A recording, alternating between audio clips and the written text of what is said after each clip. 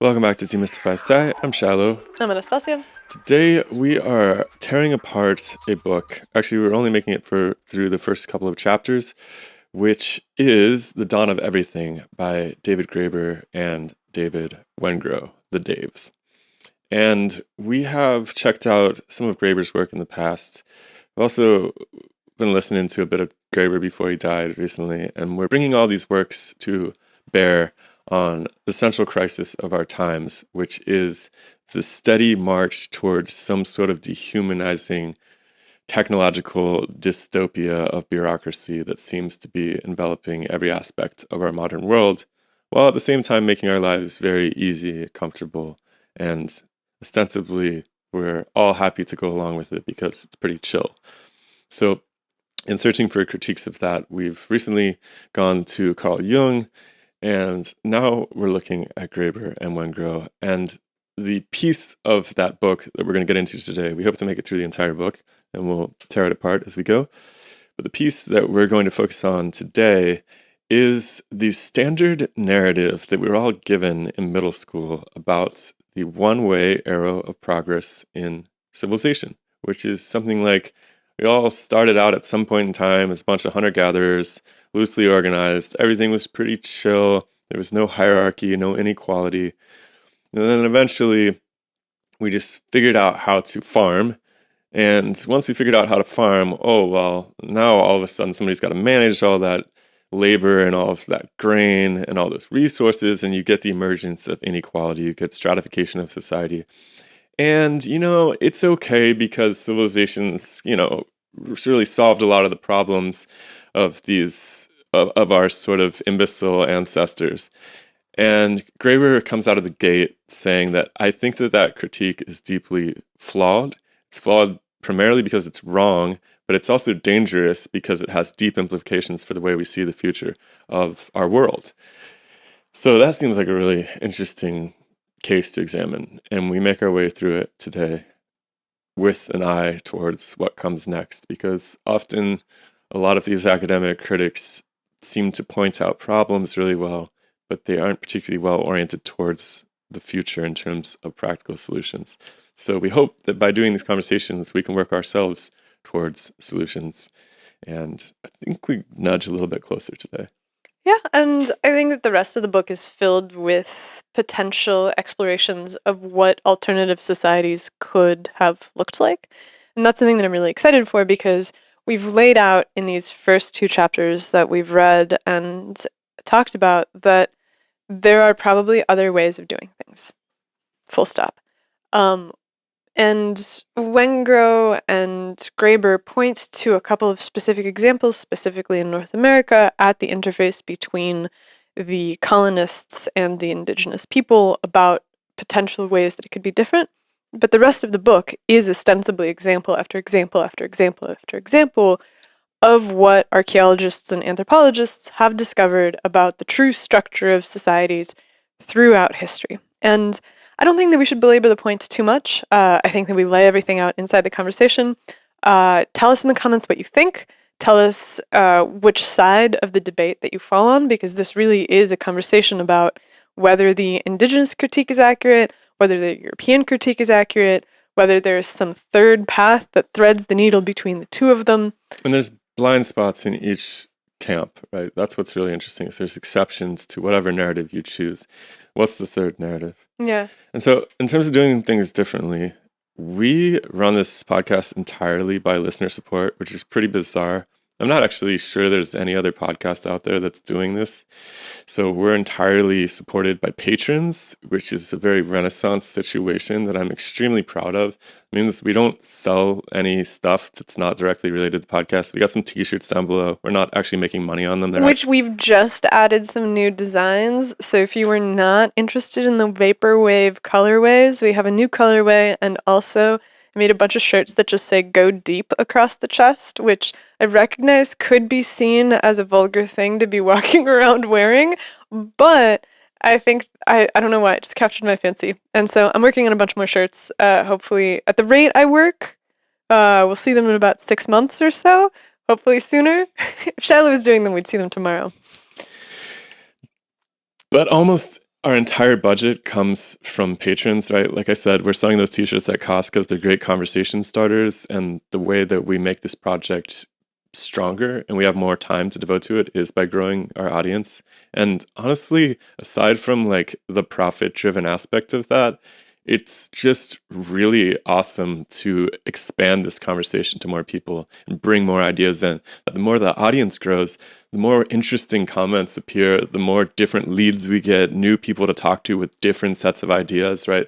So, like, while there's this expansionist project going on with our podcast, it's not entirely about supporting ourselves, although it has been wonderful to be able to do that more and more.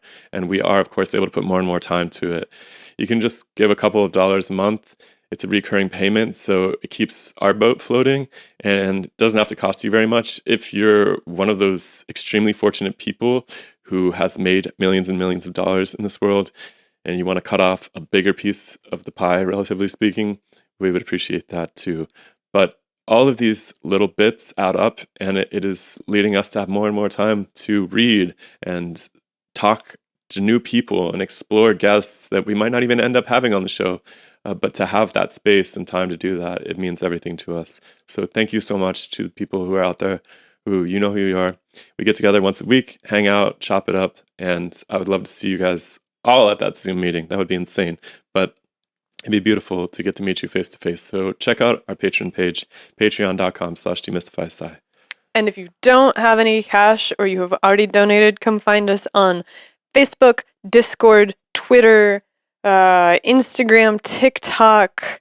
I think that covers it. But we're basically everywhere. We're posting our stuff everywhere. Whatever platform you prefer to use, you can interact with us there. Help us spread the word, because that valuable coin of engagement is what brings our ideas to the rest of the world. And so help us out. If you also have ideas for how we could do things better, drop them in the comments, send us an email. We love to hear from you. In the meantime, enjoy our conversation about the dawn of everything, and we'll see you next time for chapters 3 and 4. The scientific revolution starts now. The Demystify podcast. Let us see in the dark.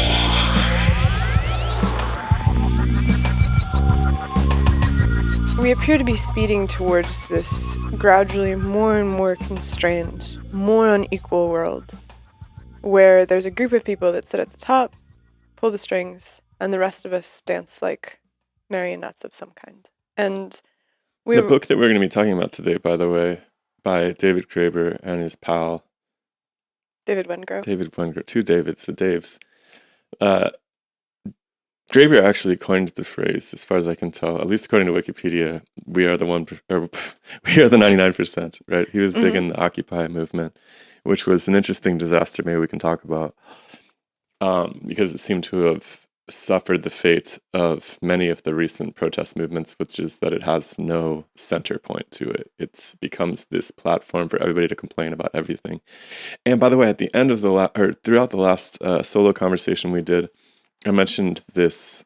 We talked a little bit about Brett Weinstein's march on the Capitol. And I was like, oh, that's kind of hopeful. Like I looked at their tenets that they were all lining up behind, and most of it's like freedom of information, medical freedom, freedom of consent, stuff like basic stuff that everybody, like I can be like, yeah, good idea.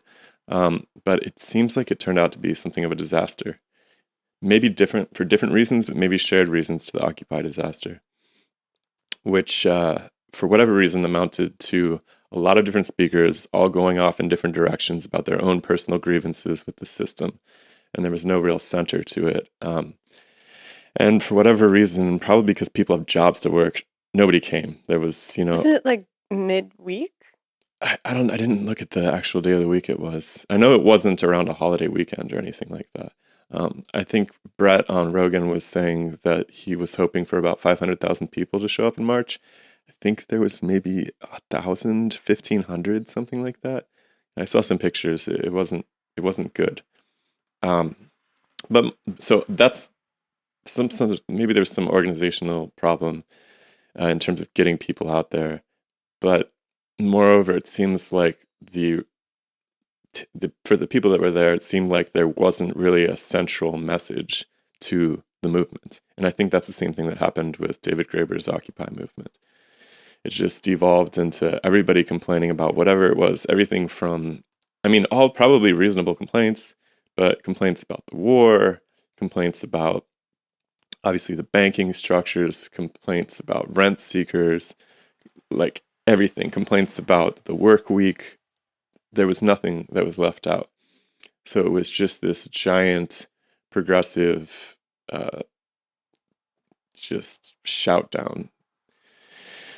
So I think that's interesting to like look at this book in the context of Graeber being an activist and trying, particularly in the last book we checked out by him, Utopia of Rules, he seems to be struggling to find a home in the progressive left because he feels like the left has no real salient critique of what's happening.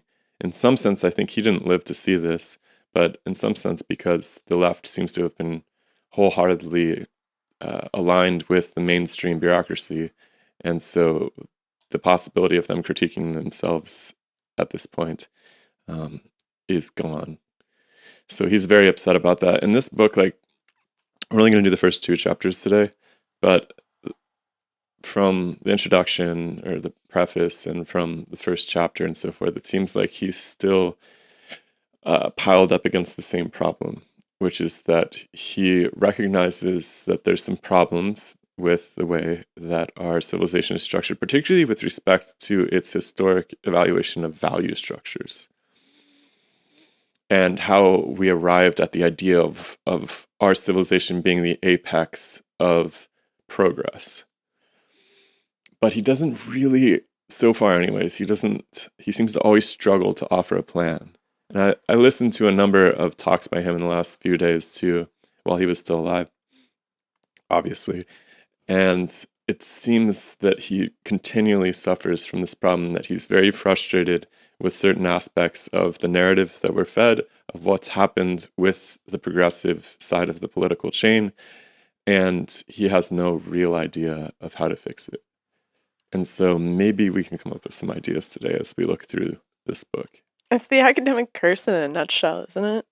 That you can identify the problem, you can write about it ad nauseum, you offer critique after critique after critique after critique.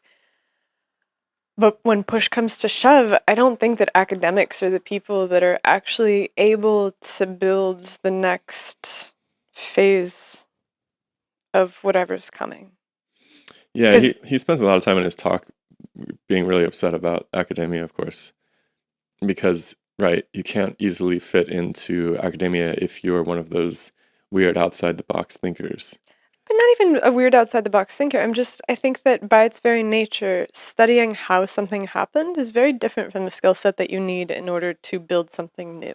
I got you. Like, I don't think that the people that were the founding fathers or the French revolutionaries were intellectual students of history to a degree where they had devoted themselves to an ascetic academic life and the sinecure of the academic priesthood. Yeah, it was more of a hobby. It was more of a hobby, and they were also really functional people in the world. They were business owners, they were lawyers, they were doctors, they were doing stuff in the community already in a way that induced them to then say, okay, well, let's try this experiment. I think that the educational pipeline, from what I can gather, for those people was very much centered on philosophy and history and understanding the thinkers that had come before and how they arrived at their way of thinking in a way that we don't have today. In fact, I was really struck in that Jefferson biography how the entrance exam or the entrance process to university was twofold. It was like a philosophical oral exam and a language oral exam. So that was it. Those are the two ways that you were graded on whether you should come in or not to the university. It's like, can you speak well? And have you learned how to think? That's it. And so I think that when you've devoted your entire life to thinking as opposed to doing, it's very hard to then switch over and do stuff. Like we saw this when we were talking to Simon. Simon's like, I have a plan for a city in the desert. And then you're like, okay, what's it going to look like a year from now? And he starts to hem and haw a little bit and to say that, well, my career is going really well at the academy right now, and I have a lot of commitments, and we'll see what He happens. basically confessed to this being a giant game of Warhammer for him. Yeah, I think so. That might be, maybe that's what he was trying to do, where he brought it up. I don't know. It just seemed like to me he's like, oh, this is a guy who likes to play big like world games, and this is kind of the next simulation in his mind. And honestly, I love some of his technological ideas. Right? I do appreciate his work nonetheless. But yeah, it seemed like he had no real fantasies about being able to pull it off. And this is, I think, the biggest criticism against academics in general, is that academics are thinkers, they're not doers. Sorry. And so to look at Wengrow and Graeber's criticism of the modern founding myth of civilization. So let's lay this out a little bit. Yeah. Basically, the book is the dawn of everything, and what they're trying to do in the book is they're trying to say that our foundational myths about what the state of nature looks like are false. We are wrong about what it looks like to have a society that is pre-civilizational, both in terms of how we lived in tribes and how we lived in larger and larger groups. They talk about the fact that the birth of bureaucracy does not necessarily come from this idea that civilization comes and then civilization produces the need for bureaucracy. Via agriculture. Right. So the founding myth is that you have tribes. The tribes It's smaller first, family units, and then you have tribes, and then chiefdoms, and then agriculture. Agriculture mandates some bureaucracy. And so there's this arc of history by which once you have the agriculture, you have the bureaucracy, you're locked into place, you inherently get inequality because you have to have slaves in civilization and you have to have kings, and voila, it is exactly what we have today, and it is immutable. And they point to Hobbes and they point to Rousseau, and they're like, look, these are the people who made the stories for us about what humans look like in the state of nature. And Rousseau is kind of, he thinks that it's more of an Eden that we emerge from. Hobbes thinks that the state of nature is really violent and horrific. I'm going to go ahead and read a quote to that end, just to put it in their own words. Sure. I don't know who actually wrote this. The popular version of this story is typically some updated variation on Rousseau's discourse on the origin and the foundation of inequality among mankind, which he wrote in 1754. Once upon a time, the story goes, we were hunter-gatherers living in a prolonged state of childlike innocence in tiny bands. He goes on, Hobbes's Leviathan, published in 1651, is in many ways the founding text of modern political theory. It held that, humans being the selfish creatures that they are, life in an original state of nature, was in no sense innocent. It must instead have been solitary, poor, nasty, brutish, and short. Basically a state of war with everybody fighting against everybody else. Human society, in this view, is founded on the collective repression of our baser instincts, which becomes all the more necessary when humans are living in large numbers in the same place. And then he basically lays out what this book's going to do. As accounts of the general course of human history, they, 1, simply aren't true, 2, have dire political implications, and 3, make the past needlessly dull. This book is an attempt to begin to tell another, more hopeful and more interesting story. And to lay out my prejudices on the table right at the beginning, I'm open to my mind being changed by this book. First of all, I think that it would be cool if we went through the entire book as opposed to just a couple chapters at a time. As opposed to just 2 chapters and then ending it, because I think that the way that Graeber writes is so long arc, I think is probably the best way that I can describe it. He's very conversational in his writing, and so I think that you actually have to really grasp the whole book in order to get the point of his argument. And it's going to be filled with examples, different examples for different chapters. So, okay. I'm open to my mind being changed. But on the surface of it, I'm like, I don't think that you can have modern civilization without there being some kind of arc of progress that depends on inequality and depends on subjugation of people and depends on specialization and depends on scarcity and a moderately like military mindset. And I think that we can say that perhaps there are better ways for individuals to live. And it's hard to say that there are. It's hard to imagine that there aren't. And even in the first two chapters, they make plenty of cases that there are. But I don't think that the way that those people lived is it's like comparing apples to oranges. All right, so before we get to whether we agree with him or not, maybe it would be best to lay out how he sees the corruption of this narrative and like where it came from. Like why is every single student taught immediately in their first political theory class or social studies or whatever it is you take in high school that the arc of history has this standard narrative, sort of happy, innocent people living in family units, then tribes, and then agriculture, and now all hell breaks loose. And, that's just the way it goes every time. So he spends... I think that he makes the case that that's the arc, the story that's told. Right. And he's like, there's lots of different examples where it didn't go that way. But I think that if you were to take the arc of civilization from Göbekli Tepe to Washington, D.C., that there is actually a story of how it went. And that story is a linear story of increasing progress towards booting up the machine god or whatever it is that they're doing in Silicon Valley right now. And there are different people that operate differently, scattered through the world. The world is big. You don't have to have a planetary civilization. But I think that students are taught that because that's the story of our hegemony. 100%. And so he's like, there's alternatives. And I'm like, yes, but they all lost. Every single one of them lost. So maybe I'll quote him again because he sort of lays out where he thinks this came from exactly, which is kind of an intriguing idea. He says, the idea that human societies could be arranged according to stages of development, each with their own characteristic technologies and forms of organization, hunter-gatherers, farmers, urban industrial society, and so on. As we will see, such notions have their roots in a conservative backlash against critiques of European civilization, which began to gain ground in the early decades of the 18th century.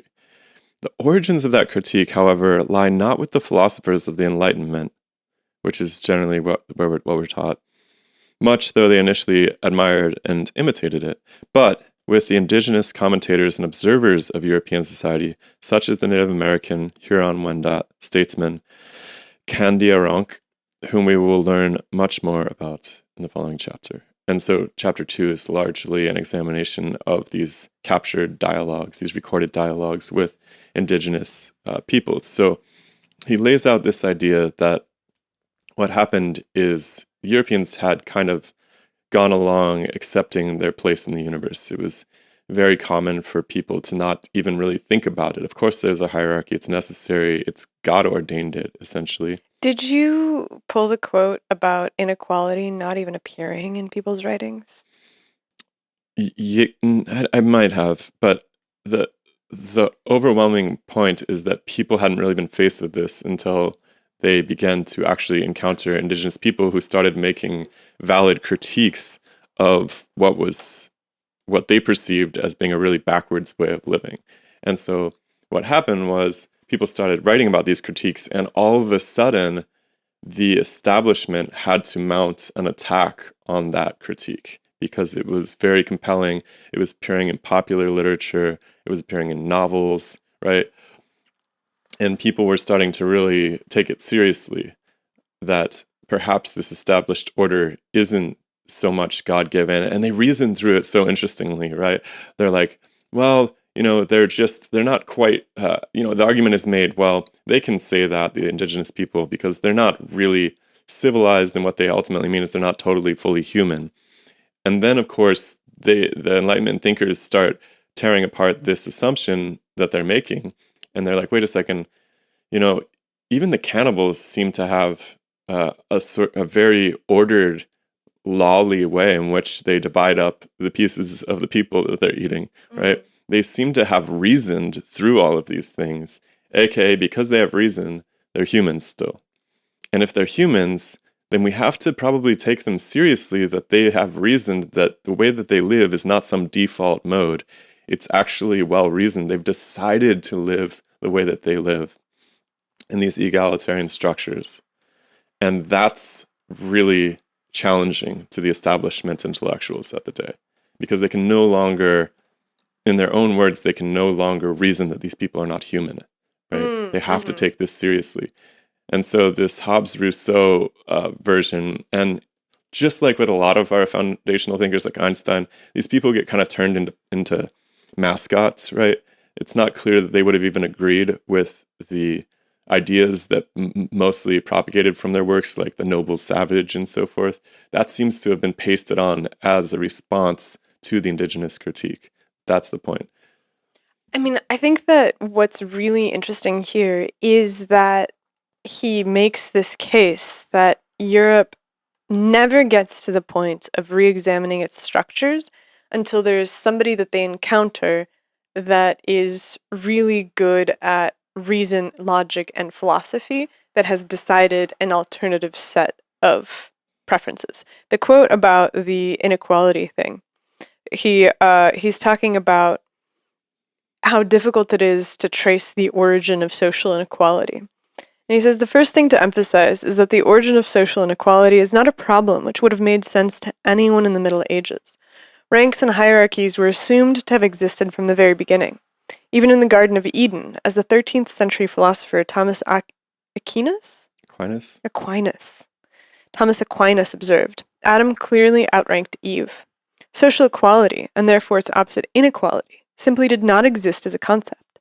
A recent survey of medieval literature by 2 Italian scholars, in fact, finds no evidence that the Latin terms equalitas or inequalitas, or their English, French, Spanish, German, or Italian cognates, were used to describe social relations at all before the times of Columbus. So one cannot even say that the medieval thinkers rejected the notion of social equality. The idea that it might exist seems to have never occurred to them. And so you suddenly, as you're saying, have this opening of possibility where they arrive to the New World and they're like, oh, wow, there is an alternative way to organize societies. And those people seem like they're doing really well.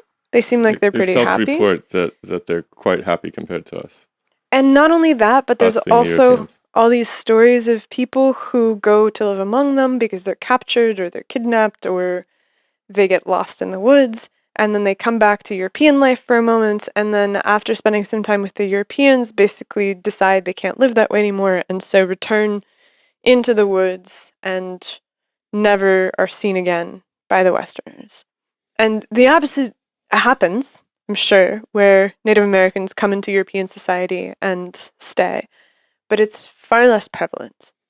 It seems much more down the line. The first one that really, I think I mentioned it on the show before, but it's worth restating that first time I really became acquainted with that was the whole Trail of Tears, the Trail of Tears affair in, where was that? Like Georgia, Tennessee? Oklahoma.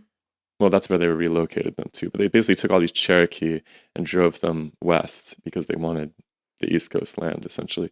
And it was really sketchy to me because not only did I realize that, first of all, the first line that I was reading was like, 1,400 Cherokee and their 2,500 slaves were relocated. And I was like, whoa, the Cherokee had 2,500 slaves? So that was shocking to me.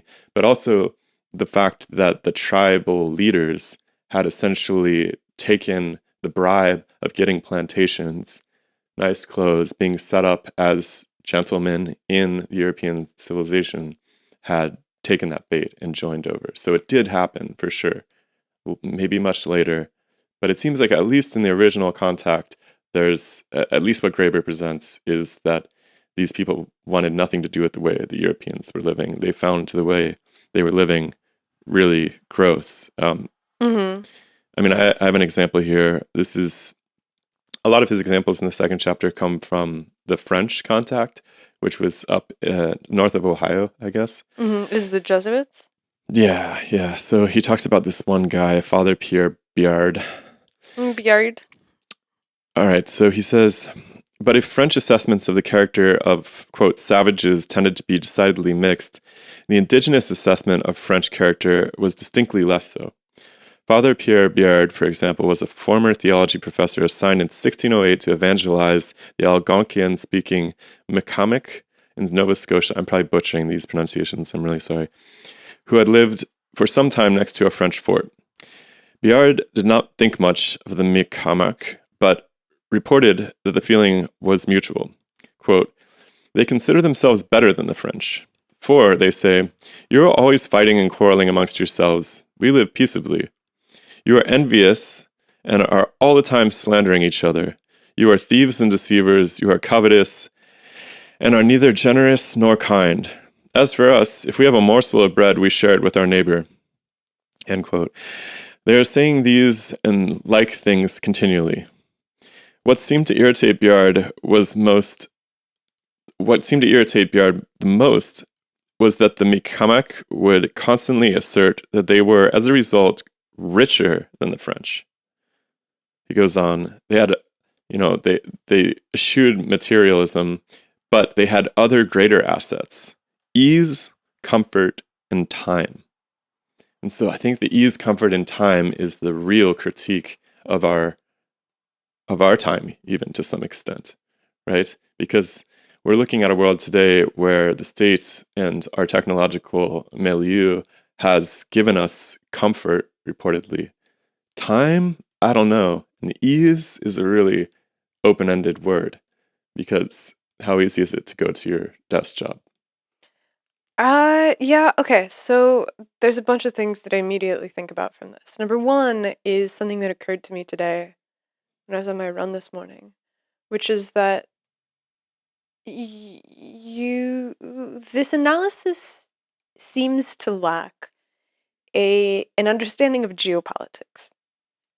Okay. In fact, it doesn't include geopolitics whatsoever. It's like, look, you have these tribes, and these tribes live really well, and shouldn't we try to live more like these tribes that seem to think that they live better than the French, who are covetous and materialistic and all of these things? And I'm like, sure. And miserable, it says. But the French are also living on a continent where they're at war with their neighbors and are having to make sure that they have enough resources in order to be able to supply their armies so that whoever is next door doesn't come in to take their stuff. Like, there seems to be something... God, and the history of that is just unbelievable, by the way, because if you think, who are the French people, like, ethnically? They're basically Celts, right? And what happened to the Celts? I have no idea. Julius Caesar happened to the Celts. Okay. I mean, the reason we don't really have any sense of the indigenous history is because it was an oral history, and Caesar realized really... Indigenous European history? Yeah. Right. It's actually like mind-bending. I don't know. I tell this to my students all the time, and I'm like, like Europe had an enormous indigenous population, and people are just like, what?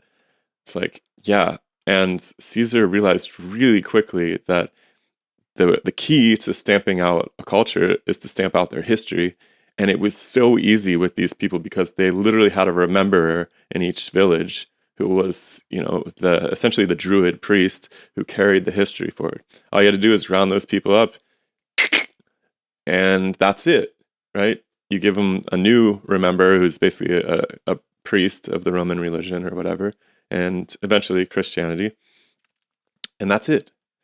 So essentially, the entire history of these people was stamped out, and we have almost no memory of them, right? There's like a few when people think, I find it really interesting that when people think of the Celts, right, they'll be like Celtic culture, and you're like, oh, Ireland or Wales or something, and it's like, that's not because Celtic culture was centered in Ireland or Wales. It's because those were the places that were far enough away that the Romans were just like, screw it, we can't be bothered with that. And so they were like the sole untouched places because they were very difficult to reach and just out of the way, essentially.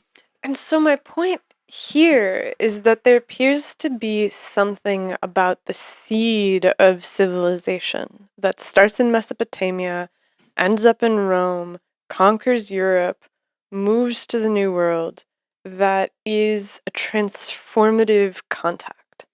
Once you have been conquered, Right. there's an erasure of the old modes of being that I don't think that you can recover. And so all of Europe in the aftermath of the Roman Empire is at war with each other because that's what empires do. And when you've put together this militaristic bureaucracy, what the hell's going to happen? These people are going to just revert back to tribal living? No, they're going to continue playing out their micro Roman empires in the hopes of becoming the next Roman emperor because they see how well those people live. And so Europeans come to North America, and they encounter these people that are living in tribes, eradicate them because they want the land. The empire comes to claim them. And by the end of that eradication, we see that the rulers are making that trade, right? Isn't that what you're saying about the Trail of Tears? Which is that the rulers of those It's tribes... an infectious way of life, it seems like. And there's a pressure, right? If you have this traumatic history of your people being conquered, yeah, what are the French going to do? Eventually, they're going to form their own empire. They're like, hell yeah, that's the way that you survive in this world. So it's a kind of mimetic device that's evolved on the continent. I mean, there is one interesting thing too. I don't have the quote from this, but he points out it's very interesting that the Enlightenment thinkers and the people developing this, well, particularly the Enlightenment thinkers who are beholding the popular indigenous critique that's emerging in the popular literature, that they choose to, especially this conservative backlash, chooses to focus on the more... What's the conservative backlash? The conservative backlash is taking the indigenous, like reacting against the indigenous critique. So essentially trying to come up with a counter argument for a counter narrative, which is the noble savage, or this thing that we all learned in high school, this idea that that society progresses in its natural stages.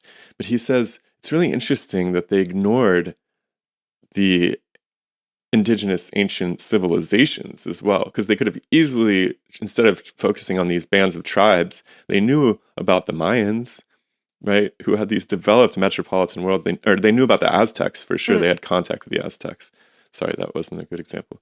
But they knew that indigenous people had developed empires and civilizations as well. And that's really interesting. Well, I think that they actually used that to great effect to argue about why it was necessary to exterminate the indigenous people, because the Aztec were so bloody and warrior-y and had the piles of skulls at the base of their pyramids and the living sacrifice and all these things. But they were civilized, and by the European definition, like they had laws, they had extreme hierarchical organizations, right? But they were brutes, right? And so it's like, I think that encounter actually served to... Which is really like ripe coming off of the French Revolution. But anyways. I don't know that they were sacrificing children in the French Revolution. I don't know that they were like... I know that they were like guillotining people and hanging them and stuff, but... I think they probably did guillotine children. I'd have to look it up though. Yeah, look that up, because that would actually be really interesting, because I think that the taking of slaves and the mass killing of slaves, and I mean, I know the French Revolution was very bloody. I think that the scale of what they found in the Aztec Empire was really frightening. I imagine it was blown out of proportion too. I mean, there's a case to be made that the people that were the best sacrifices for the Mesoamericans were the most valuable people, like winners of the other tribe, even of their own tribe. Like they like to have a sacrifice means to give something up that's important.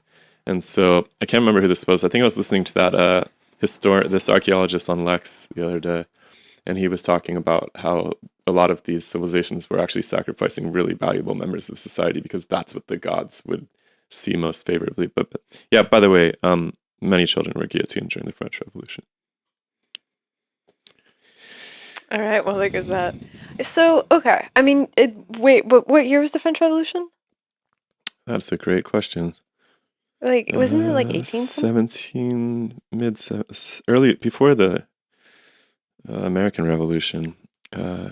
Before the American Revolution, but like long after contact.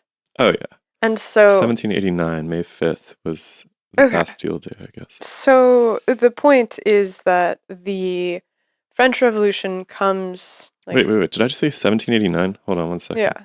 That's after the American Revolution. Sorry. Let me get to the bottom of that. Bastille Day was the day that they ended the No, well, that's when they. I don't know if this was. I'm sorry, guys. This is the problem with like surface level Google little snubs at the beginning of it. Okay, so what is Bastille Day? Let's look at that while Shiloh looks that up. Okay, so it is the common day given for the national celebration. It is the anniversary of the storming of the Bastille, a major event of the French Revolution. And when did that happen? 1789, July 14th. That's interesting. God, I had my history totally scrambled here because I always figured that the American Revolution, I guess the American Revolution must have given inspiration. Well, hold on. There's multiple French revolutions. So if you look for French Revolution, how many of those do you think that there are? The French Revolution was a period of political and societal change in France that began with the Estate Générale of 1789 and ended with the coup of 18 Brumaire in November 1799 and with the formation of the French consulate. So, 1776 is the American Revolution? Mm-hmm. Okay, well, so that's a little bit confounding, and I don't know that we can figure out on air the exact provenance Well, I think I had it one or the backwards, other. and that's really important that I discovered this because it seems like the American Revolution was what, in some, like a lot of historians believe, inspired the French Revolution. So the ideas, okay, so this continues the idea, which is that whatever happens in the New World, whatever social structures, whatever ideas come into place, appear to inform the Old World. And I think that that is actually one of the most interesting things that comes out of this Graeberian story, which is that you need to have a plausible example of somebody living a different way and being successful in order for you to really start to challenge the way that you live. And it has to be really successful. And yes, Western civilization, Europe, colonials, whatever, eventually do show up and eradicate that way of life. I think that that's impossible to argue with. They absolutely decimate the native populations, take them off their ancestral lands, remove their ability to function, put them onto reservations, decimate the entire cultural landscape. And so they do lose in that encounter. I mean, this guy, his name is Ed Barnhart, who was on Lex that I was listening to. He makes, and I think a fair point, that the colonialists did definitely eradicate most of the native indigenous populations, but they didn't do it intentionally. Actually, something like 90 to 95% of the people were killed off by disease in the first few years after contact. There was just, if you read 1492, you hear these written accounts of just like piles of bones in these villages as the conquerors are making their way across the landscape. Like these bands of tribes that they encounter for the most part in the subsequent centuries are sort of like the Mad Max leftovers of something we can't even imagine the scale of decimating the population.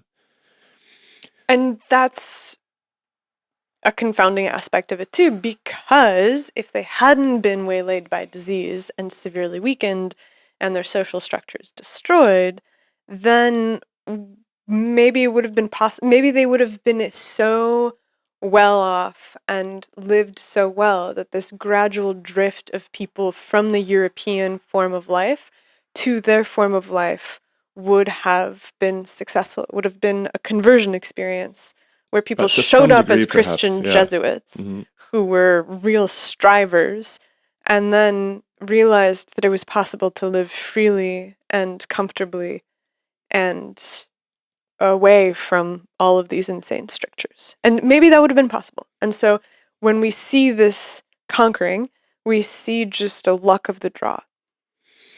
I think there's some argument to be made for that, in fact, because it seems like the way that almost every single battle in the modern era was decided was by virtue of how big your forces were. And he makes the case about the Iroquois Confederation and actually kind of the seeds of the modern Republican democracy coming from that kind of confederation, where there were actual tribes starting to link up. Of course, it was too late, and they'd already had their armies decimated by the disease. But had they been able to pull the numbers together, they might have put up a pretty good resistance to the European colonization, despite the fact that they initially didn't have the weapons. The argument can be made, they would have gotten them, they would have figured it out. And they did manage to get muskets and things like this eventually, and steel. And there could have been a very, I'm not saying that it would have been that they would have necessarily won outright, but the Europeans would have had a much harder time just coming in and occupying the place.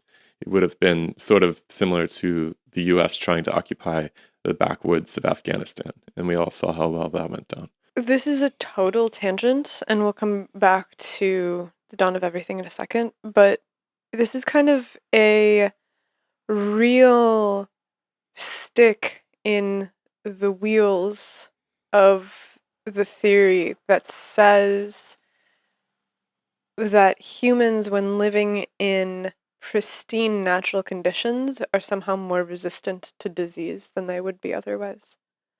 The fact that you could have a pandemic that wipes out 90% of the population of a continent suggests that it doesn't matter how healthy you are, because presumably those people were very healthy. Every single story is about the fact that they had lots of food, they exercised a lot, they clean water, clean air, still died. I mean, the general argument that I've heard is that the Europeans had exposure to farm life. So they had a lot of animals around, agriculture again, right? They had animals, and so they had built up immunity by... I don't know if that's true or not. I think it might have just been that they'd weathered so many plagues.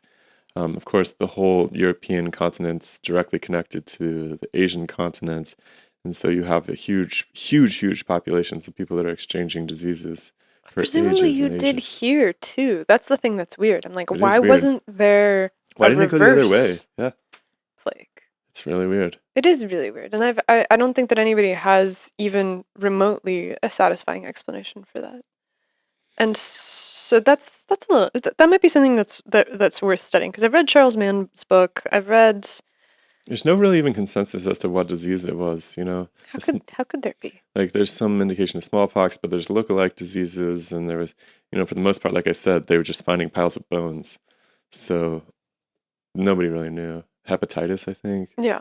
So clearly something strange happened. We don't know exactly what, but everybody died. And so perhaps it is the fact that the Westerners, the Europeans, showed up to a continent that was already deeply depleted of the people who occupied it, which is what led to the total conquering of the native and indigenous systems of being. But the fact that Rome managed to conquer all of the indigenous systems of being seems to suggest that there's something Organizational. Yeah, like why is it that Rome was able to come and destroy all the Celts and basically everybody else in Europe, if it isn't something... Oh God, I don't want to say superior, because I genuinely do think that the life of the indigenous animistic culture is probably better than the life for most people inside of these societies. But I'm like, I don't think that the indigenous societies ever escape the planet. I mean, is that the goal of modernity ultimately? Yeah. Yeah, I have a hard time thinking it's not as well, especially when, I'm teaching astronomy or something. I'm like, why do we actually care about space and the stars? It's hard for me to not see everything as pointed at trying to get humanity off of this rock. It's really interesting. I've been reading Which is a very colonial thing to do, right? Like, let's go colonize space, right? Yeah. Same idea. So I've been reading when I was a kid, I read this book called Hyperion by an author named Dan Simmons. Have I talked to you about this? Okay, but before you say that, Hyperion, I do want to point out that associating indigenous ways with non-colonizing features is not accurate. Oh yeah. Like they were empirical and They were imperialist as well, Imperialist. deeply imperialist, especially down in Mesoamerica. Although there's evidence of large civilization-style structures like Cahokia up north as well. But anyways, sorry, Hyperion. Like you can say that they were cooperative in some degree and they were democratic in another degree, and Candiarank in all of these writings shows himself to be really philosophically interesting, and they seem to have a governance. They seem to have a very rhetorical governance structure, and it's all sunshine and rainbows. But you can also look through the history and be like, okay, well, the Inca, the Aztec, the Maya, these were all really bloody, brutal societies that loved slaves and didn't seem like they invented a ton of technology. Like they had some farming technology, but I think the Inca didn't even have the wheel. They didn't domesticate animals. Like they domesticated llamas, I guess. kind of, Mm. right? Like it's not. I don't know a ton about it, but they seem to have also inherited that from previous peoples. So this thing about the origination of this kind of indigenous tribal society being the root of everything it doesn't have as much ground to stand on. Like that's what everybody fixates on, is this tribal society thing. But he makes another point too, that look, archaeologists now, this was big news maybe 10 years ago, but they're digging up these places that are fully formed societies, like cities, that don't appear to have had the same hierarchical organization with kings and so forth. The most recent example, what was it called? There's this apartment complex in Turkey, Çatalhöyük, which is a big metropolitan center. I mean, it's not New York City or anything, but it appears like people live there for generations. They built new apartments on the edge of town, and there doesn't appear to be any center to it, right? There's no palace or anything like that. So they're kind of, the fact that we continue with this narrative that ancient peoples started off as in this loose organization of sort of innocent wanderer tribes doesn't seem to hold with the archaeological evidence that we have. No, but it also doesn't. It does seem to imply that they weren't that interested in hierarchy and conquering. Exactly. And so it's not really a huge change in narrative, because all that it's doing is saying, well, they weren't small tribes. They managed to get to larger agglomerations of people without inventing conquering and colonialism, basically. And this steep hierarchy, because I think ultimately what Graeber is trying to understand is why we've accepted this vast inequality in our civilization today. I think because we actually live inside of a military society. I think that our society Definitely. is basically a huge military. I mean, definitely, like the standard narrative is that we've surrendered the monopoly on force to the government, essentially. That, yes, but also I think that we're basically all drafted into service the moment that we were born inside of any of these societies. Because what is the goal of the society? The goal of if you ask, what is the purpose of the United States? The purpose of the United States is to secure wealth and prosperity for its citizens. And in order to do that, you have to have a really strong military presence all around the world, and that means that everybody in the society is basically working to make sure that the military is able to do its thing, whether it's by developing technologies that allow them to bomb people in new and interesting ways, or by growing the food that is then turned into the MREs that they eat or the fuel that they pour into their tanks, right? Like everybody is working for the military with a few degrees of separation. But I think that the reason that our society is not free is because it is, in fact, Bugs in the studio. it is, in fact, a military society. And we don't see it as that. I don't think that we realize that. But I think that it's basically a military with a civilian population that grows on it like a tumor. But or like the military is the tumor that grows on the civilian population. I haven't mapped this out properly yet. But this is it. It is a machine made for conquering, And we are born into it. And so the reason that we don't have freedoms is because nobody has freedoms in a military. Military is freedoms not about an freedom. interesting word here too, because he makes the case that the debate about the original Indigenous critique is all about freedom, actually. The Indigenous people are making the critique of Western civilization that you guys aren't free. Your time is spoken for. Your subservience to other people. You have no freedom. And it's funny because the word inequality and equality was not in common parlance until after the response to that Indigenous critique was developed. That's quite interesting. So it was actually an argument, a very conservative argument, that freedom had been taken, which is, of course, what the conservatives today are always going on about. Yeah, but I'm like, I think that that's the trade that you make, which is that, there's all of these really noble things that anybody who gives up any liberty for security deserves neither. The tree of liberty needs to be periodically watered by the blood of patriots, like, et cetera, et cetera, et cetera. But I'm like, that is true in a revolutionary sense. But then when this revolutionary ideal is taken over by this military program, then no one is really free. And the same way that you have hierarchy inside of a military, you have hierarchy inside of a society. Like, the general is not equal to the enlisted soldier. The admiral is not equal to the grunt. Like, that's inherent to a militaristic society. And so if our whole goal is to conquer and to possess and to win, then how else could it be? I don't think that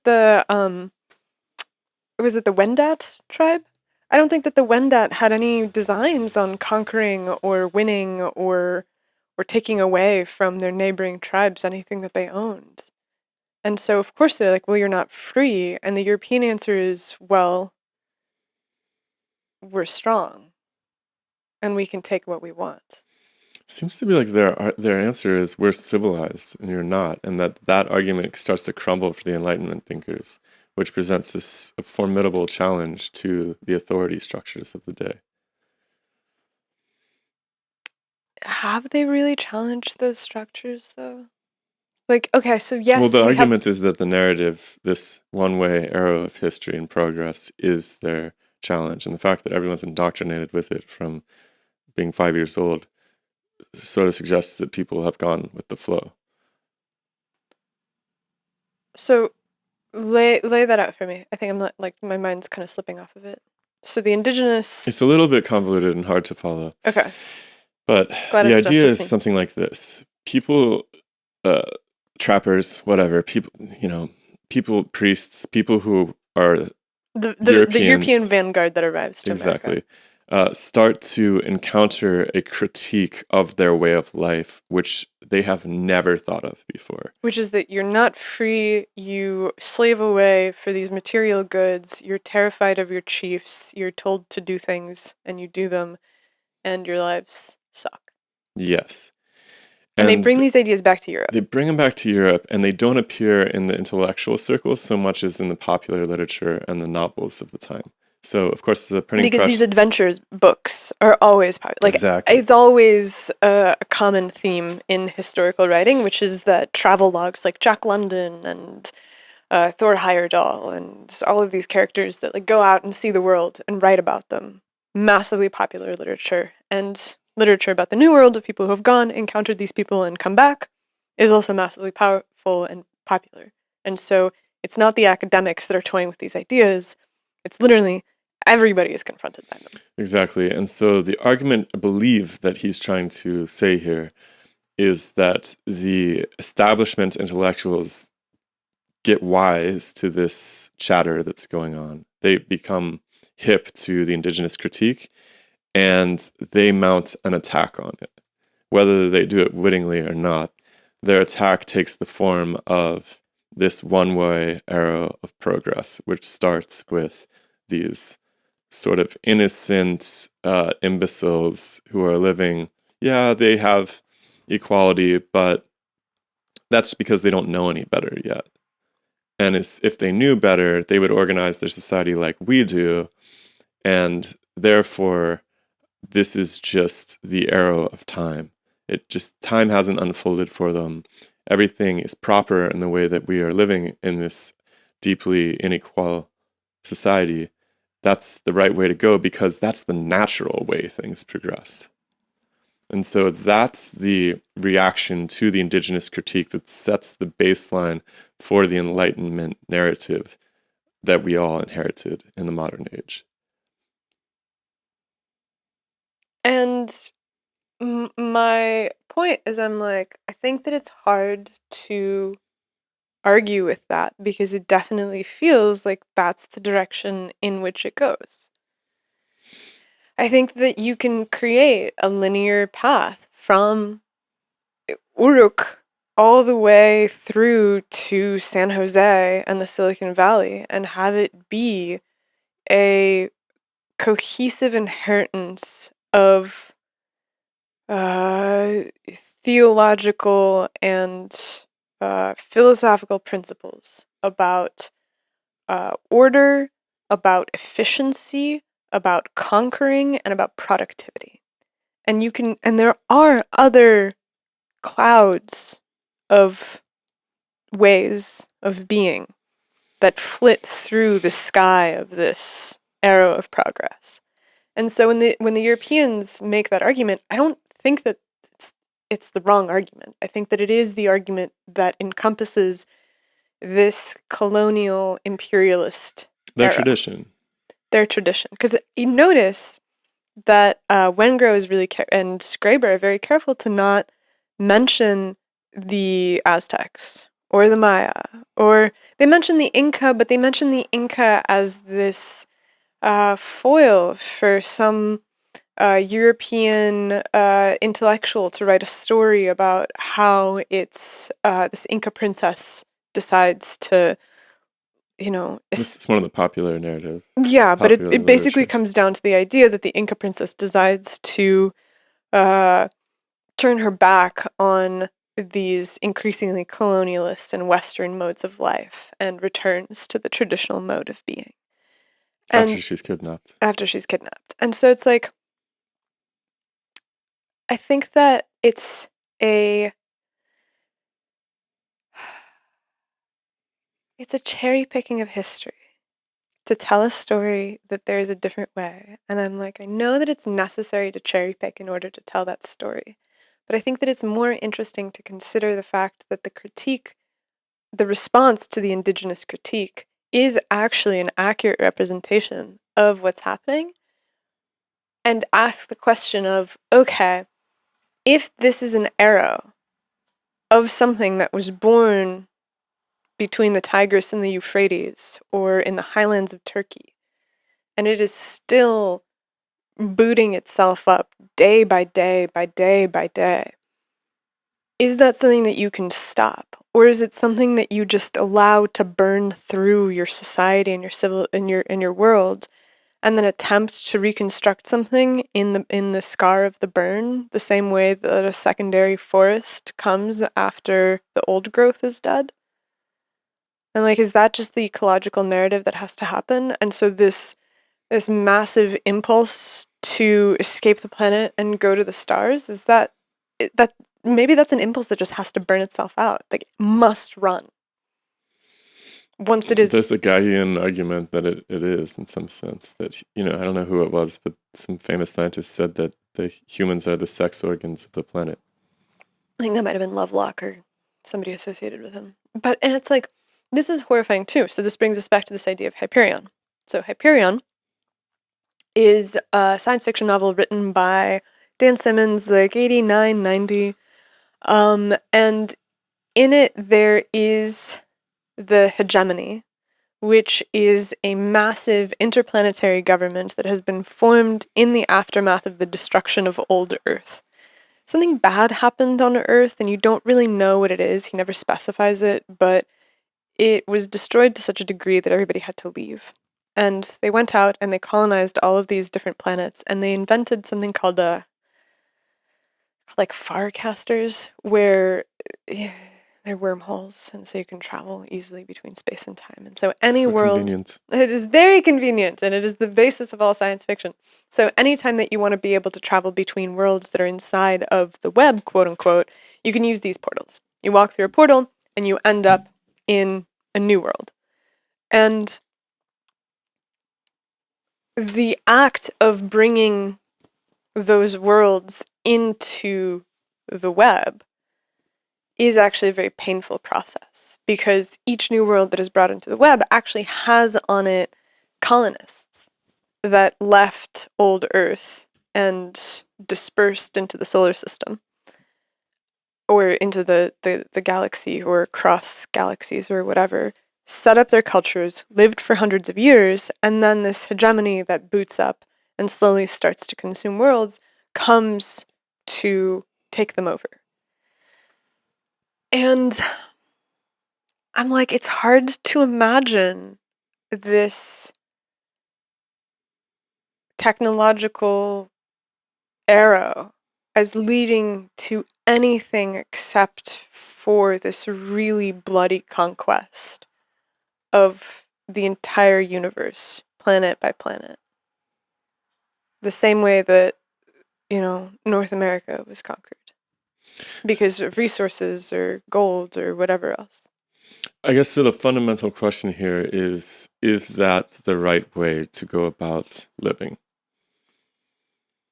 And the question there is, do you embrace death or do you demand to escape it? But you have to embrace death to escape it, right? That's the colonial thing. But okay, Somebody so else's death, obviously. somebody else's death. You have an immortal project that you are participating in, and you can externalize as much suffering as you want in service of perpetuating your immortal project. But the idea is that your memes will never die. On the other hand, the alternative is that you're basically an animist, and you look around and you're like, well, life is beautiful, life is short, and we die. It's like, because the Indigenous didn't really even have like much of a need for philosophy or art or culture or any of these things that we prize. Like, they made music, but I don't think that there were musicians that were professional musicians. In fact, like, Kandiaronk talks all the time in these excerpts about like mocking the idea of like arts and culture and science as just being these I didn't see that part. I wish I had idiotic. that quote. Let me see if I can pull it. But he basically like mocks them as being these affectations of the French, which are dumb and unnecessary. He does make a lot of arguments about the bureaucracies being unnecessary. I'll read a little quote from this. The Europeans have been forced to do good and only refrain from evil because of a fear of punishment. You have observed that we lack judges. What is the reason for that? Well, we never bring lawsuits against one another. Why do we never bring lawsuits? Well, because we made a decision neither to accept nor to make the use of money. And why do we refuse to allow money into our communities? Well, the reason is this. We are determined not to have laws because since the world was a world, our ancestors have been able to live contentedly without them. Given that the Wendat most certainly did have a legal code, this might seem disingenuous on Kandiaronk's part. By laws, however, he is clearly referring to laws of a coercive or punitive nature. He goes on to dissect the failings of the French legal system, dwelling particularly on judicial persecution, false testimony, torture, etc. He goes on, dwelling on judicial persecution, false testimony, torture, witchcraft accusations, and differential justice for the rich and the poor. In conclusion, he swings back to his original observation. The whole apparatus of trying to force people to behave well would be unnecessary if France did not also maintain a contrary apparatus that encourages people to behave badly.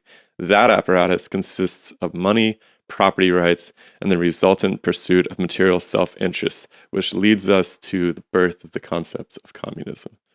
He doesn't say that. That's my addition. But they are a little bit communist apologists. They try to like redefine communism as being something that's like significantly. Yeah, I was gonna read that eventually. Yeah. So basically, that quote is making the case that you have all of these structures that encourage people to behave well, that are authoritative, that are Well, they whip people for not behaving well. it's literally the monopoly on violence that the government holds. The government, I remember back in the day when we first started this project, when it was still the art of rational science, we had a guy who would hang out all the time, and he was firm libertarian, maybe the most libertarian person I've met. And his whole case was that the government is an inherently violent entity that is immoral because it denies you your consent of being governed. You're born into it, you do not choose it, and it tells you that you will obey its laws at the end of a whip or gun, and that every time that you defer or default on obeying those laws, what results is gradually escalating punishments that at some point will lead you to lose your life. And I think that that's a really extreme version of events, but I think that if you were to, turn up the contrast as high as possible in order to throw it into sharp relief, I think that that is a fair 30,000-foot view of the structures of governance. I mean, it's the most rational definition of objective morality that I've ever heard before. I wish we were still friends with that dude. It's so sad because he ended up asking us to take that podcast down because it was making it hard for him to get employment. Like, you can't even talk about this kind of stuff. Oh, I forgot that we did a podcast with him. Yeah, we did one back in the Puppets days. Back in the Puppet days. It might still be on Spotify, but it's not on YouTube anymore. Harder to index. But so the point is that there is something that is really weird about the fact that we all have ceded our consent to the state, and the state can punish us for not doing things. And the Indigenous critique is that the reason that the state punishes us for doing things is because it also, on the other hand, induces us to do bad things by providing us with all of these things that we scabble forth to acquire and to enrich ourselves. Which is like kind of what Jim's always on about, with people being locked into this scarcity mindset that's not really there. I think it might be there. I mean, it's certainly been imposed, and the degree to which there's imposition of scarcity. Like, this is why we've been studying economics. This is why I'm interested in economics. I'm like, people always point back to, the banking structures, the Fed, things like this that have control over the scarcity, right? They have no problem printing money to bail out their bank buddies. But meanwhile, everybody else gets like a $600 check in the mail or something. And it's like, is that the crux of the biscuit, so to speak? Is it a financially induced scarcity mindset? Is well, it the banks real? are going to do something with that money. Like, I hate to be the voice of the statist in the room, but I think that the principle is that the banks actually create a lot of value in society. And if you were to give that same amount of money to the people, they would spend it on, 40s of malt liquor, lottery tickets, and pornography. And so would they actually create value in the same way that an institution that extends credit to all of the businesses of the world? Probably not. Ergo, we must save the banks, and the people will benefit from whatever trickle-down policies this ends up having, which is namely that the corporations and companies that they work for doing productive labor are able to continue operating because the banks can continue to extend them credit as opposed to collapsing. And I'm like, yeah, maybe. I mean, I think that Warren Mosler made a really good case where he was like, we didn't have to do that. We didn't have to do a bank bailout. We could have just changed the rules for their operation. I remember he was saying that the reason that we had to do the bank bailout was because the assets on their balance books suddenly lost value, and so the credits and liabilities balance came out of whack, and the law said that they had to have X number of assets on their balance sheets above what their liabilities were to continue making loans. And so what the government did was they were basically like, fuck, okay, we're just going to give you this money so that you can fix your balance sheets. But Mosler's argument is, well, you should have just changed the rules for a cohesively contained period of time so that you didn't have to do the bank bailout. Because at the end of the day, the money came back to you eventually. This was a momentary thing. There could have been other policy decisions to soften this. And so the printing of the money is a weird thing because Mosler seems to think that it didn't need to have happened. But you can also make the case that printing it and spending it on the banks has a more powerful effect on the economy in the grand scheme of a militarized, we're building shit economy than just distributing it to the people that are going to put it in their mattresses or spend it on fun things. Well, so Graeber, I listened to it was supposed to be a debate between him and Peter Thiel, but the reality of the situation is they agreed on almost everything. But they did have a slightly different perspectives, particularly on this issue, because Graeber is a huge proponent of UBI. Graeber's gone. By the way, Graeber died just like suddenly on vacation with his family in Italy, which is like really terrifying to me. His pancreas just kind of caved in for no apparent reason. Anyways, Graeber makes this UBI, and he makes this UBI argument, and he says, well, if you live in a world where the people who are super innovative have to spend all of their time, basically all research is done at these large universities, all academics know damn well that you spend a lot of your time begging for money, and you can only beg for money within a certain set of essentially guaranteed progress arts, like fields of inquiry. You've basically pushed all the people out who are interested, who are kind of the like harebrained weirdo thinkers who are going to actually move things forward. But if you give people UBI, then these people, can go ahead and do their intellectual curiosities without having to become part of this system. And it seemed like Thiel didn't really have much of an argument to push back on that, which is really interesting. Other than the fact that he thought, well, you can just do like what Elon did and kind of build things outside of the existing superstructures. But I think that Graeber's definitely he definitely aligns with these indigenous critiques that we've done a lot to stifle progress in a true sense through the introduction of these strictures and increasing bureaucracy and the inability for innovators to actually rise to the top of the heap. And I think that The Dawn of Everything is a book that is fundamentally about the necessity of new ideas that are successful.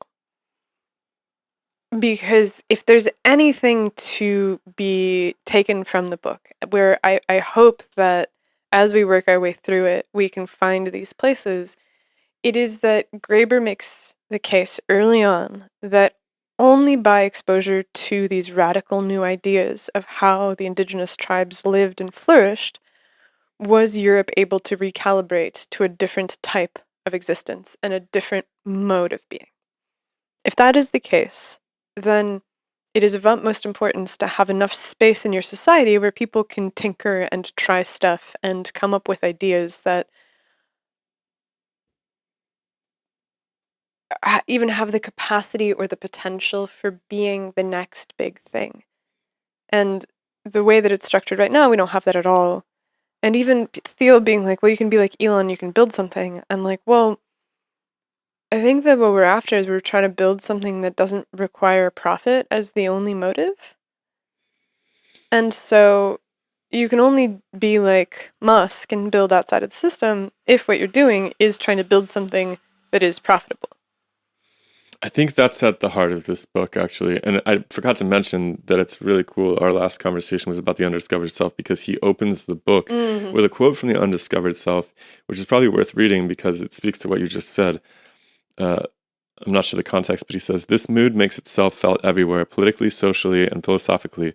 We are living in what the Greeks called kairos, the right time, for a metamorphosis of the gods, of the fundamental principles and symbols." So it's this idea that like, hey, we've left something out of the mix that's critical, that has to be discovered within the self and brought to bear as a value on the organization of society at large. And so, again, I've said this a couple times now, but I think that it's going to be really important for us to work our way through the whole book because these first two chapters are, they're just insufficient to cover the entirety of the argument. They spend the entire book making the case that this is so. And they have tons of evidence, and the evidence that they bring up at the beginning about these indigenous societies, I'm like, okay, maybe. I do think that encountering the indigenous societies, seeing other ways of living, was massively important for the Enlightenment. It was massively important for changing the stilted and constrained hold that the old system had on its people. Medieval Europe, feudal Europe, these are notoriously painful and constrained societies. I'm not sure that theorizing about the potential success of different ways of living actually gets us anywhere. Because I'm like, communism sounds great in theory, right? From each according to his ability. Let's talk about that really quick. Okay. So, by way of working his way towards communism, this idea of equal and unequal societies was beginning to gain purchase in the intellectual circles. Do you think that he's actually a communist? Hold on one second. No, but hold on one second. And I think the answer to that ties deeply into the idea that intellectuals, in general, we call them academics today for the most part, although I guess we're intellectuals since we make our living with ideas and abstractions. Oh, dude, we'll be first against the wall. But it often, like we started out at the beginning of the conversation, is not necessarily geared towards practical application in its ultimate form. Like intellectual ideas? Yeah, like you're often like doing critical analysis rather than productive analysis of like, well, how do we put this into place? That's often kind of an afterthought. It's like with the Simon Michaud conversation. And Graeber suffers from that deeply because whenever I listen to him give a talk or something, or read one of his books, I really want him to give me some answers, like some pointers for where to go from here, and they're always lacking in those. Now, they're beautiful critiques, and they get your mind churning, and that's what I ultimately hope these conversations will lead us to some ideas about how we can actually orient ourselves as a whole towards something better. I mean, it really starts to divide down the line into whether you believe in walking away from civilization or rescuing civilization, right? It starts with, hey, there's something deeply broken about our society today, and it immediately moves to two paths. One of them's a lot more intellectually difficult than the other, as far as I can tell. It's easy to just be a libertarian and be like, well, just get yourself some land and figure out how to self-sustain and raise your families and all this stuff. Like, walk away from society, which has its own problems, by the way. But the problems with actually fixing the mess seem to be a lot more difficult, and I'm very much interested in those. But let's introduce this roots of communism thing, because the most famous modern critique of civilization played out in the form of communism, from what I can tell, which was this reaction against capitalism, right?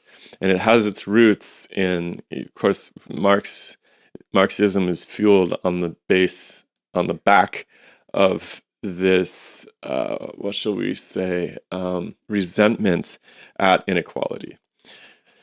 So he actually gets to this idea of communism by way of realizing that inequality and the roles, the stratification of society, are two different things, which is kind of interesting.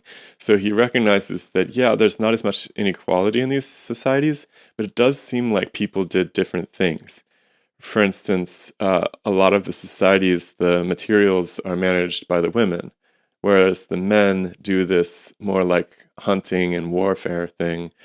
And since the European colonists were comfortable with the idea that, hey, wait a second, men in our society who hunt and participate in war are usually the elite class, actually. That's not something most people do. They're mostly like serfs. So they had this idea that this is where the noble savage idea came from, essentially.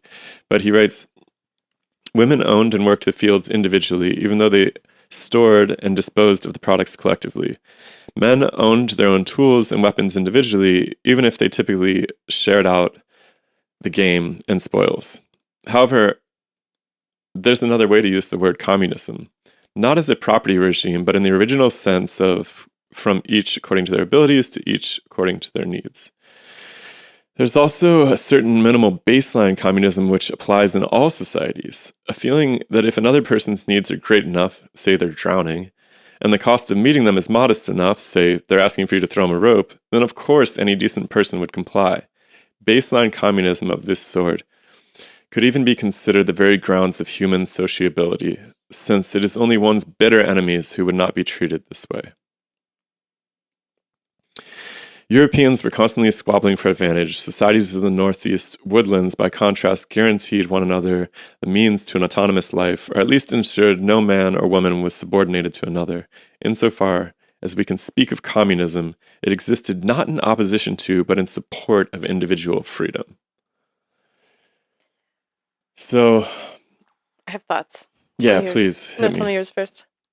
Well, I think, first of all, communism being the only modern critique that's ever gained any purchase against the status quo of the market-driven capitalism is probably the way that Graeber most readily relates to what he sees as a better future. And it's unfortunate because it's one of those things where somebody, typically communists in the modern world, are like, yeah, well, Stalin, he screwed it up, but I could do better. So it's this idea that Or even more scary, which is Stalin wasn't that bad. haven't heard that as much by people who actually understand what happened in the Soviet gulags. I think that The anybody kulaks who's like a serious communist today, who actually identifies as communist, has no real understanding of what happened. Sorry, guys. Interesting. I mean, I probably don't hang out with those types of people as much, but I do encounter people who have an apologetic sense for the ideal of communism. And I think Graeber falls into that camp, where he's like, there's something that these tribes exhibited that was communistic, and it's beautiful. But, Stalin maybe just didn't do the best job of that. Again, like this critique has no, or not this critique, this analysis has no incorporation of geopolitics and resources. Where he says something really interesting. He's talking about the societies of the Northeast woodlands being able to provide for each other in this primordial communistic way. And I'm like, bro, the reason they're able to do that is because they're living in some of the most fertile and abundant land on this entire continent. There's massive rivers filled with fish. There's massive forests filled with game.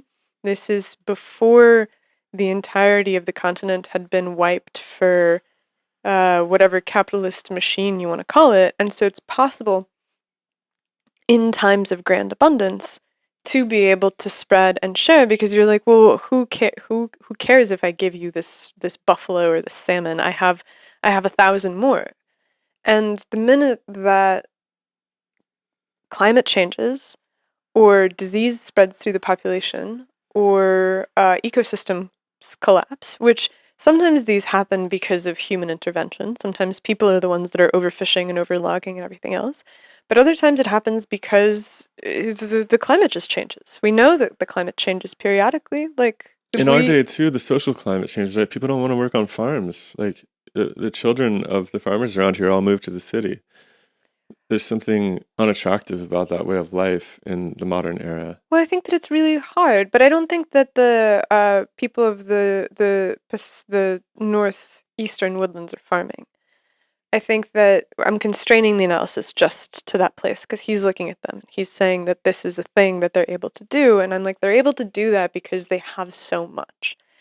If you look at the journals of Lewis and Clark, you see that this mindset shifts massively as soon as scarcity sets in. So the first time that Lewis and Clark are coming through the Columbia River Basin, and my memory of this is very sketchy, I read this a long time ago, they encounter the tribes right when they still have a ton of salmon, right? So the Columbia had these massive salmon runs. They're traveling down the Columbia. They're staying with tribes people that have, baskets the height of their huts that are filled with salted fish. And so they give these explorers as much fish as they can carry. They fet them, they feed them. It's a very positive, welcoming environment. on the way back, I don't know if it's a bad salmon year or what happened, if it was a bad winter, they're all starving and they have nothing to offer these people. And so I'm like, they don't just give them whatever they can give them, because the entire communist ideal, even as he describes it, from each according to his ability, to each according to his need, requires that the from each has abundance. And if you don't have abundance, then you can't give it away. And if you don't have a buffer in your population that says, okay, well, we've made this much extra grain, or we've salted this much extra meat, or we've saved this much extra electricity from our renewable sources so that we can make it through this long, dark winter, you don't have the ability to be generous. Because ultimately, I think societies are preoccupied with sustaining themselves and protecting their own, as opposed to just giving away whatever they have to anybody who comes to ask for it. And so I'm like, what kind of a philosophy are you building if you're not taking into account the fact that this communism requires abundance, and that abundance is inherently limited based off of the vagaries of extraction, yes, but also just nature. I'm kind of with Jim a little bit. I'm not completely convinced that we don't live in an extremely abundant natural ecosystem right now.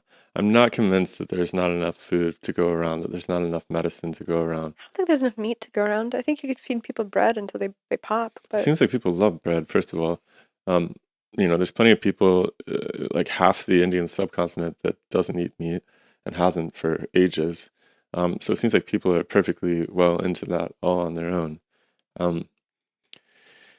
The idea that we're all so scarce seems to be a driver of a lot of life trajectories, at least in my own student body at the university. When I always have a couple of really interesting conversations before class with people, because I show up a little bit early. are you still doing the coffee hour? Not right now, no. But I do show up early, and there's usually like one or two kids that show up, and I'll talk to them and be like, find out what's going on in their life. And it's small enough classes here in general. I feel like I'm getting to know everybody a little bit. And in general, it seems like people are really motivated by the idea that they're going to be screwed if they don't get ahead. And so a lot of their quest towards the future is driven by this fear of there not being enough. And I really resonate when Jim starts preaching about this scarcity mindset and how it's just breaking people's brains. And he runs into it in the tech sector too, because he's up against people who are always telling him like, no, we don't have the resources to pull that off, or that's going to take too much time, whatever. And he's like, well, that's a really broken way of thinking. And if you look at the people that have actually moved mountains in the tech industry, they've all completely turned their back on that scarcity mindset and realized that, no, we can do these things. All we have to do is walk in that direction. Like Elon, people are like, yeah, it's going to take us decades to get to Mars or whatever. And Elon's like, well, that's because you spend all of your time talking about how to convince everybody that we can go to Mars. He's like, screw that. Let's just work on going to Mars. And this is kind of Peter Thiel's argument in the debate with Graeber too, is that no, like stop splitting hairs about how we can pull these things off. This is a scarcity mindset. Instead, reorient yourself to the problem you want to solve and put all of your attention on it. And so the question as to whether we actually live in a world driven by scarcity, or whether that's been imposed as an organizing principle from some tyrannical totalitarian regime, is I'm sort of swayed towards that perspective at the moment. I mean, I can see where you're coming from. And I guess the only response that I have to it is, does it matter that it's a hallucination? I think so, in so much as I do believe in the democratic Republican dream that the government should serve our human interests, and that we should have a government of the people, by the people, like human beings, right? And the fundamental crisis of our times that I can see is that our government is increasingly controlled by non-human entities. And that's a problem I think we can solve, personally. I don't think like the idea, like the anarchist position is particularly useful or viable. I don't think that a society without a state is even really a reasonable possibility. But I do think that we have the ability. I think that, and I think that the clock's running out. It's going to get harder and harder and harder. But we do have the ability to create a government that serves human interests. And that's the project that I'm super intrigued about. I feel like that's what all of the guests that I'm piling up to talk to and these economics conversations are all in service of. And I'm not sure there's an economic solution to this, but I do think that aligning our government with our humanity has the potential for a real new, beautiful phase of humanity that people will look back on these years and think about us like bloodletting people from the 1800s or something, right? Which is why I want to read the rest of the book, because I think that even if Graeber doesn't have any solutions, I think that what him and Wengrow have done has been to catalog all of the different options. And through figuring out everything that they're pointing at and all of the societies that they have reconstructed, that perhaps we can come up with something that are, pilot programs that we can try in our own lives. Because I look at my interest in this, and ultimately, I think that what it comes down to is that I want to figure out what is the most interesting and satisfying way that one can live a life without fear of scarcity. And I don't have the answer to that yet. I think that we've done pretty well. But I think that there's a lot more options to explore. I think that my understanding of the span of these choices is really limited. And the utopian communities that we've talked to, which sounds dismissive, and perhaps it is, the communities that we've talked to that are trying to come up with alternatives don't seem like they've gotten too far down the road. And so I'm like, okay, then an anthropological, historical look at what has been successful through human history is very interesting, because we can glean from that something that's productive. And Graeber's no longer here to push this forward. Wengrow, I don't know what Wengrow is working on. I've tried to get him for the podcast before, and he's too important for Too us. big. It's too big. I mean, there's a whole, I think there's actual Graeber scholars now. Yeah, which is He's really launched a dynasty. right. And so I guess we step into those waters in some way as well. Because I'm like, let's read the book, let's figure it out, let's see what he has to offer, and then let's combine this with our conversations with people that are building alternative modes of living to see if there's something that is a plausible alternative to this belly of the beast, scarcity-driven mindset with no freedom and no equality. Because I don't want to serve a militaristic society with my entire being. I think that that's what I've always reacted against. I have no interest in that. I never have. It's funny because one of the examples, a counterexample he gives to this idea that inequality emerged with civilization is the Spartans. He's like, they were like a perfectly equal society. He says, they, quote, referred to themselves as homoi, which could be translated either as the equals or those who are all the same. They all underwent the same rigorous military training, adopted the same haughty disdain for both effeminate luxuries and individual idiosyncrasies, ate in communal mess halls, and spent most of their time and most of their lives practicing for war. So he's like, this is not the only way that equality works out. In fact, you can have a very equal society that's still a nightmare by most people's ideas of what civilization should look like. And that's really interesting. So, I don't know. I think that the indigenous critique that he advances in these first couple chapters is interesting. I think that it turns out to be something of a fantasy in either case, because obviously indigenous people were doing all the same stuff that the colonial people were doing. They suffered multiple disadvantages in terms of there being an actual face-off. And that the way forward does not seem completely apparent because the anarchist attitude that Graeber takes does not seem to be particularly viable, nor really fruitful in terms of a solution set, at least yet in this book. And knowing Graeber pretty well at this point, I doubt there will be a solution set. But perhaps we can scrape through it and come up with something that seems plausible. Our empirical nature, we come up with something testable. I mean, I think Jung would advance that it comes down to inspiring people within the structure to awaken, some part of them to awaken. That become and whether this is people becoming hip to the fact that our government is controlled by non-human entities, and I don't mean like Aliens. plasmoid entities. I just mean corporations. I think that the change has to come from some mass awakening of some sort, and this is what I took from Jung, and it seems to be very true.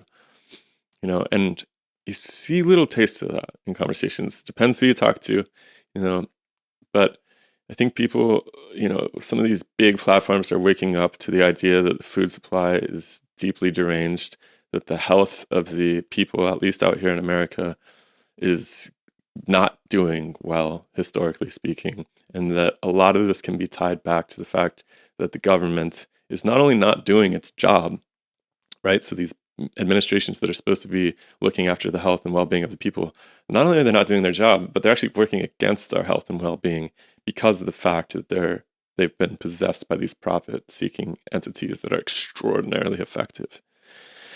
So there's something about that awakening, which is in the solution set, which is potentially fueled by alternative media, podcasting spaces, the corporate overlords losing their grip on information channels.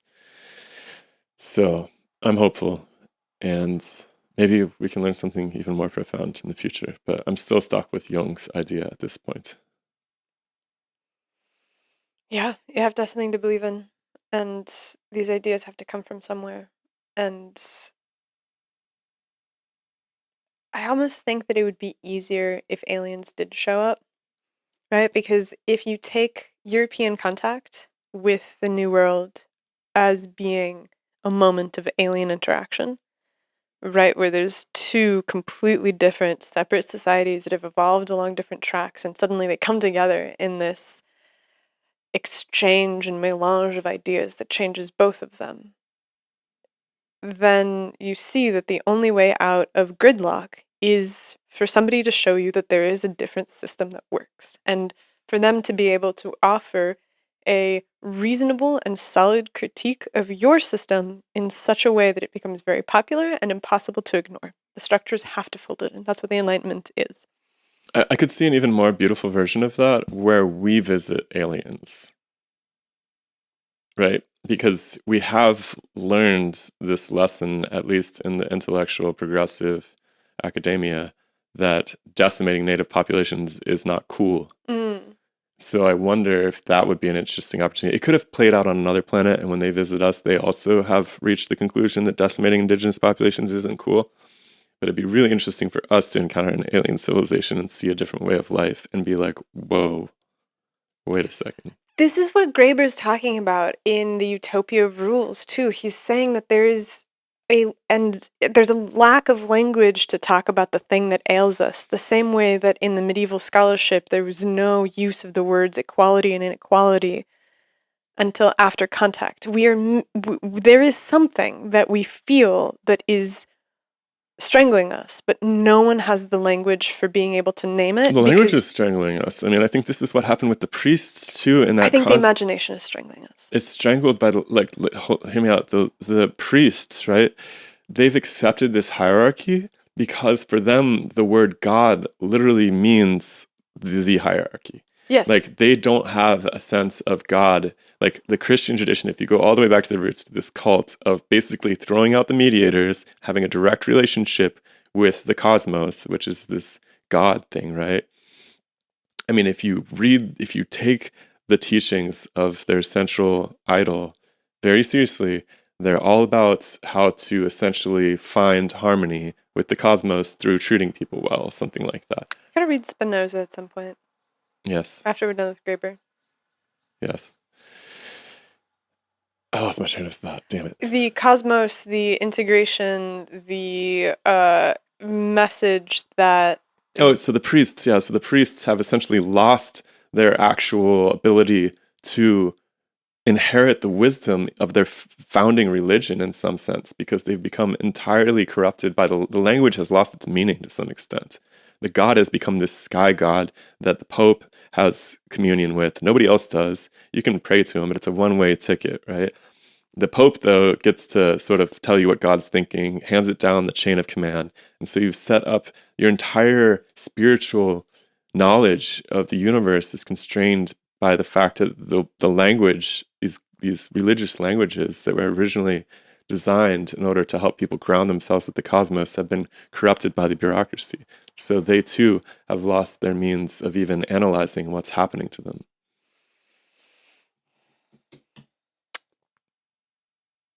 yes, over enough time. I think that there's probably a foment of argument at the inception of this hierarchical structure, but it's also a reflection of the hierarchical structure of the empire within which the cult is born. And so it's hard for me to imagine that it's not just the fractal representation of the culture within that Christianity is then slotted into. And so, yes, you have this guy who's walking around and talking about a cosmic connection to God, but the people who realize its utility aren't really interested in that. They're more interested in finding some way to support the hierarchy. And that is so central to empire that But they believe they're serving the spiritual identity.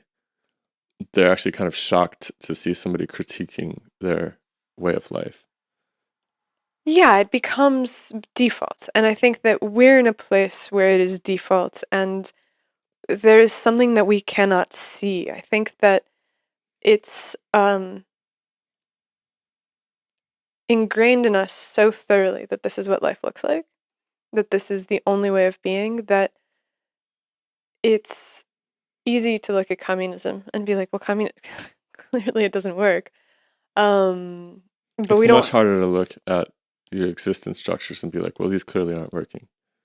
Well, you can look at them, but you're basically like, this is just how it is. Right. There's no alternative. This is how it is. This is the order of nature. This is the order of the universe. Everything else has failed miserably, and this is what we're left with. And I'm like, okay, so if we're going to get off the planet and continue this project, if we are truly to be the seeds of this earth, we really have to figure out a better way for what the future is going to look like.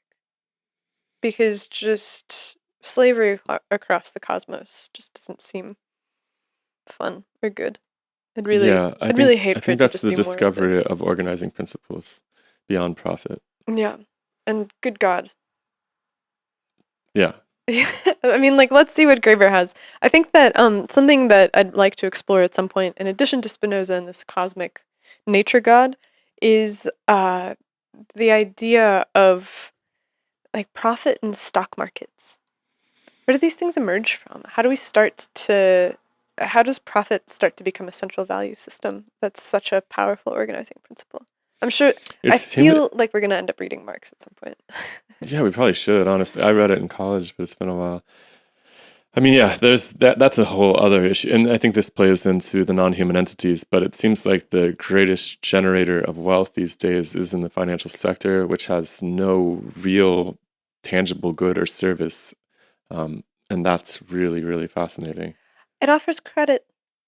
It's like the fuel for everything else, you know? It's the bushels of wheat, it's the barrels of oil. But most businesses today don't make money off of selling stuff. They make money off of financial speculation. They essentially invest their profits. Most businesses today make their actual gains by financial speculation. Do you have a citation for that? We can come back. We can look it up later. I was down the rabbit hole on this. Okay. That's if true. So big if true. If true, and Big we can if unpack true. that in a little bit. But I think it ties into the bigger crisis I in agree. Metacrisis. All right, let's keep reading. Let's try to figure it out. Let's try to figure out the metacrisis and see if there's anything that actually seems like a plausible alternative, as opposed to just more of the same, year in, year out. I think we'll get there eventually. or we'll die trying. Hell yeah. All right. Yeah. See ya. See ya. Bye, everybody.